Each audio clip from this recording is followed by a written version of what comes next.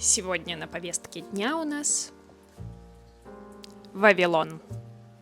Всем привет, это снова Саша, и мы продолжаем разбирать Ребекку Куан. Сегодня мы вернемся, как я уже говорила, немножечко на шаг назад от 5-й ее книги, вернемся к 4-й. Книга достаточно объемная, безумно, на мой вкус, красивая. Здесь даже есть картинки. Вообще говоря, все 3 книги вот здесь — это польские издания. И это Фабрика Słów. И мне очень нравятся именно эти издания. У них обложка не мягкая, не твердая. Она вот такая вот, понимаете, к средней твердости. Она достаточно гнущаяся. И вот так вот тебе очень удобно пересесть из автобуса в метро или с одной ветки метро на другую, просто идешь, несешь себе книжечку, и книжка достаточно не тяжелая. Сейчас я вам найду какую-нибудь картиночку, быстренько покажу. Так это выглядит. Ну, сумасшествие какое-то. Вот такое вот у нас еще здесь имеется. По-моему, это очень красиво. Открываешь и все еще не знаешь, что тебя там ждет. Вот что-то какая-то иллюстрация, но вообще ничего не понятно. Прежде чем рассказать вам про книгу и про ее сюжет, я должна немножечко больше вам рассказать об авторке, о Ребекке Куан. И вы поймете, почему это важно. А пока мы собираемся с мыслями, у вас есть время налить себе чаи, кофе. Знаете, я из того поколения, кто не функционирует без кофеина. Можете угадать мой год рождения в комментариях. Реально. Я без кофе не живу. Я без кофе только сплю.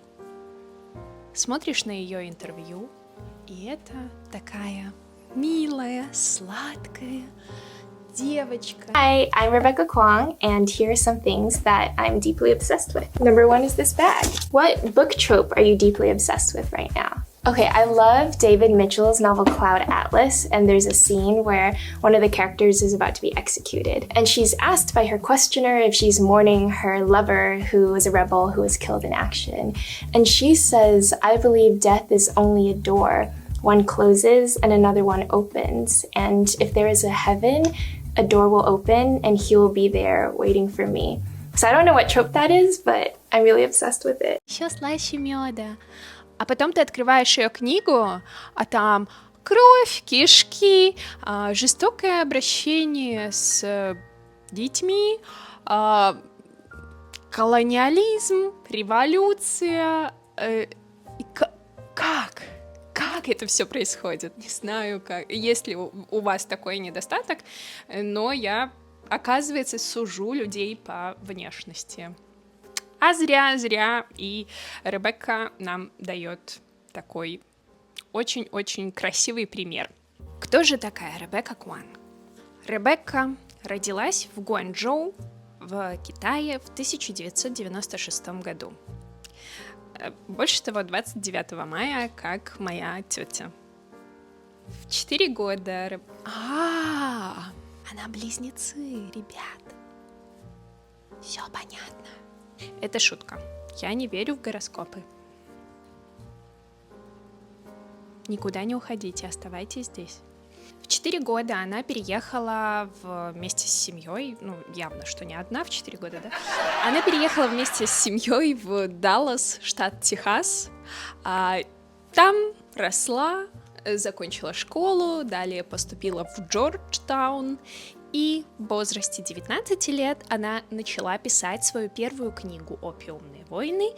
И в 21 год она ее издала.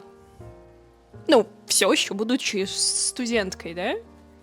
Я просто не знаю, как проходило ваше студенчество, но я просто немножко подрабатывала няней и гуляла с друзьями и зависала в общаге. Все. Ладно, не надо ее сравнивать с собой. Это некрасиво по отношению к Ребекке. Простите, это еще не все. В 2018 году Ребекка стала маршалловской стипендиаткой. Стипендия Маршалла — это одна из самых престижных академических стипендий.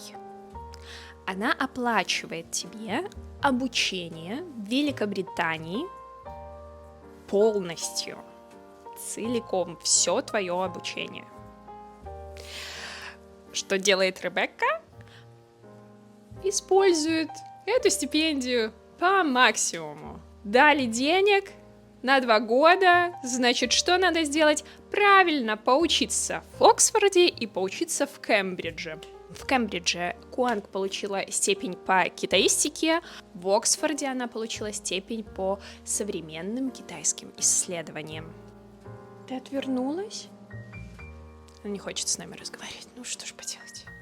Осенью 2020 года Ребекка вернулась в Америку, чтобы закончить свою аспирантуру. Где? В Йеле. Так, средненький универчик.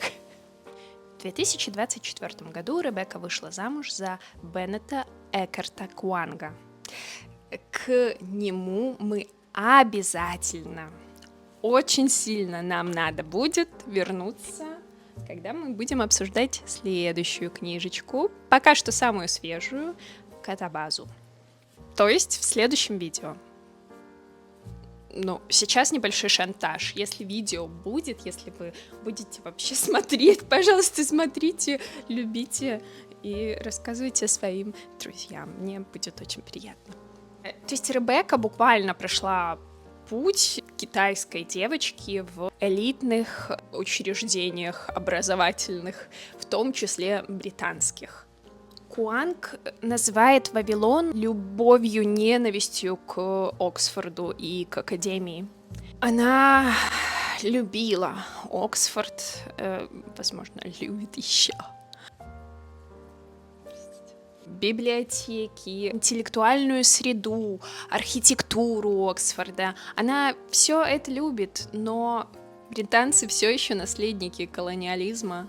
Оба эти года в Британии, несмотря на то, что это такой огромный шанс. Одновременно с этим ты просто видишь систему и понимаешь, зачем этой системе такой, как ты.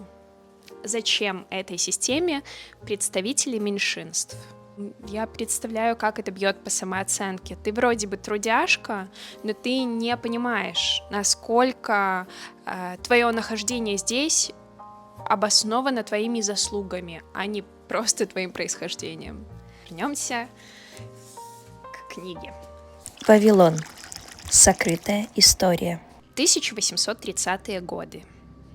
Это альтернативная история. Британия здесь самая могущественная страна в мире.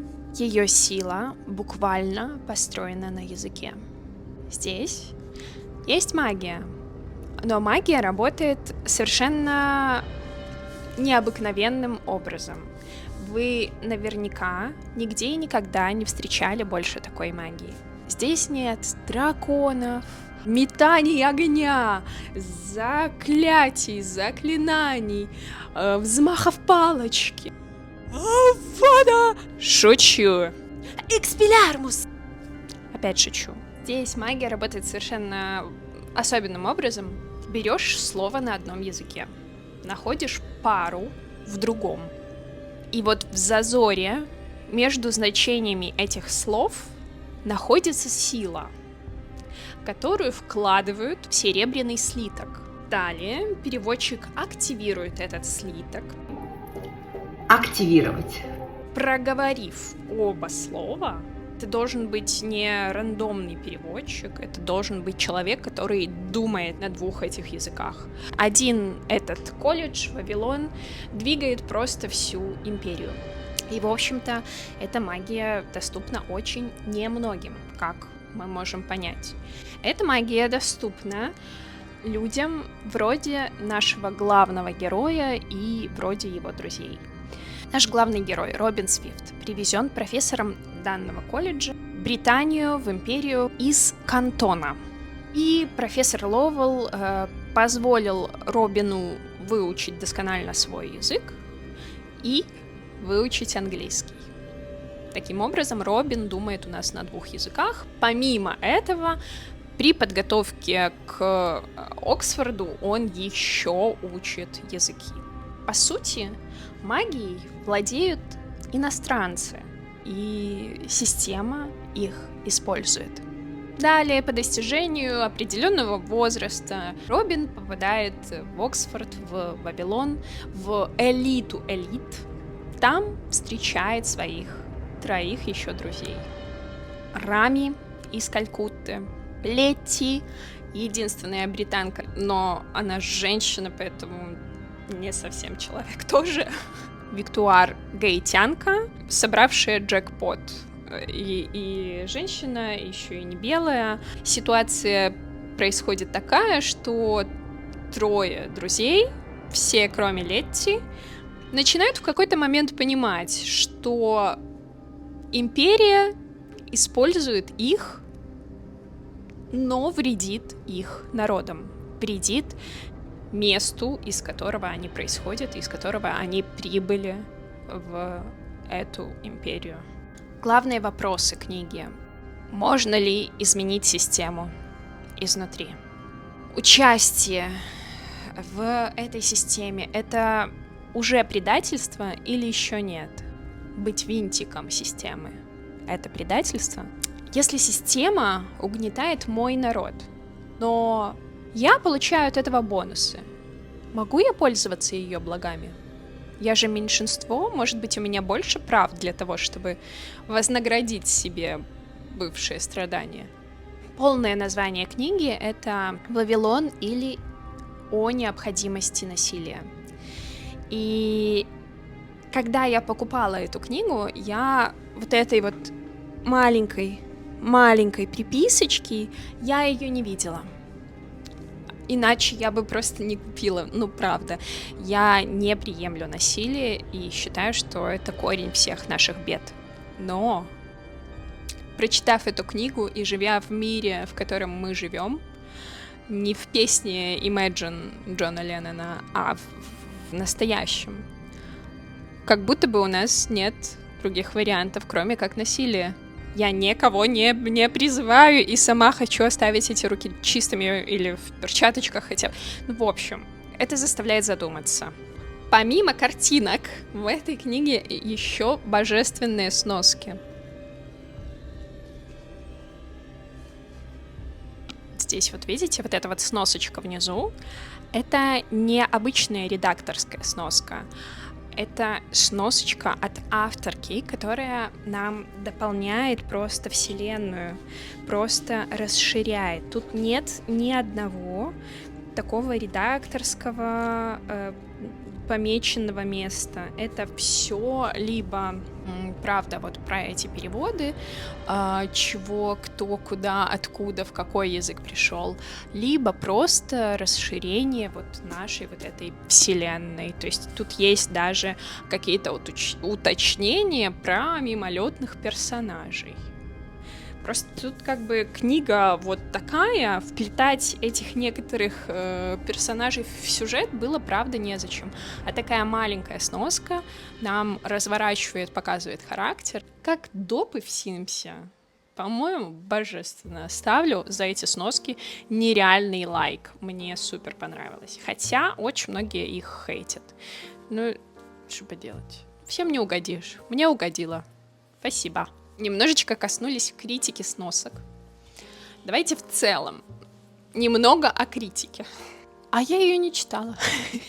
Ну, вот такой я человек. Мне очень сильно понравилась книга. Пока я знакомлюсь с книгой, я читаю обычно что-то об авторе. Дальше я знакомлюсь с текстом, и дальше начинается просто погружение в глубины Ютуба. Смотрю кучу буктоков. И как только мне понравилось, а люди критикуют, я просто закрываю или перематываю, или что-то, потому что я не хочу ломать себе хорошее впечатление. Но есть один хейт, о котором я не могу не сказать. И, внимание, этот хейт от самой Ребекки Куанг. Знаете, какой? Я вообще не думала, что эту книгу кто-то будет покупать и читать, потому что она примерно на 30% этимологический словарь. Неужели в этом мире столько нердов? Нердов.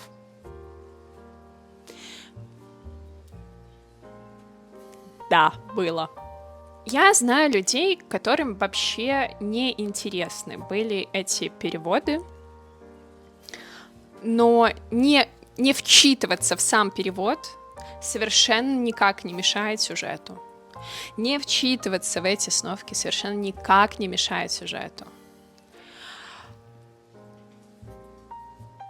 Сюжет божественный, смыслы отличные, поэтому неужели столько нердов? Уверенная, да. Ну и заканчивая наше с вами видео, к прочитавшим у меня есть вопрос. С каким персонажем вы больше всего согласны? Мне очень интересно. Напишите в комментариях. А про себя я скажу, что головой я понимаю, что я веду себя скорее как Рами. Хотя нравится мне позиция Виктуар. И сейчас еще у меня есть вопрос к нечитавшим. Любите ли вы вообще такой жанр? Любите ли вы Темную Академию? И если да, то поделитесь, пожалуйста, срочно с нами со всеми, что из этого жанра вас впечатлило когда-либо больше всего. Спасибо за внимание. Обязательно подписывайтесь, ставьте колокольчики, лайки и вот это вот все. И в следующем видео мы обсуждаем Катабазис. Там есть много чего обсудить, там очень интересно. На мой личный вкус это пока что лучшая книжка Ребекки Куан. Поэтому будьте внимательны и осторожны, не пропускайте, оставайтесь, рассказывайте всем своим друзьям, мамам, папам, бабушкам, дедушкам. Даже если вы не читаете ничего из обсуждаемого здесь на канале, оставайтесь. Просто давайте поразгоняем на вот эти вот темы, на вот эти вопросы, о которых нас призывает задуматься Ребекка Куан. По-моему, это очень достойное времяпрепровождение. Все, всем хорошего дня, вечера, ночи, пока-пока-пока-пока. Кондер шумит, забыла выключить. Господи, ну и мимика. Рассказать. Раз, два, три. Ну, здрасте, мордасти. Оформление просто божественное. Господи, ну, в серебряном... Что вы... Нет, не надо. Времени. Ой, это спойлер. Нет, так не пойдет.